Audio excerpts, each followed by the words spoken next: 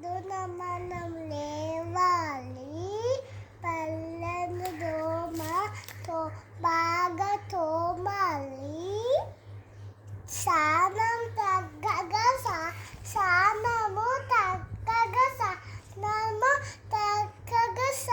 స్నానము చేయాలి.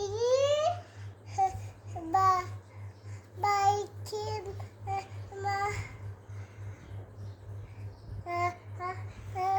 బట్టలు ఉతికిన కట్టాలి.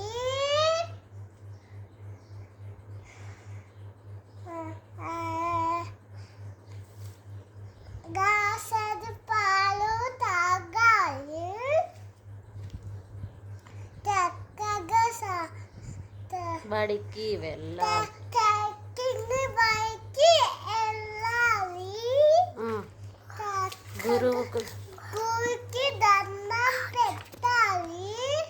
మంచిగా స్నానము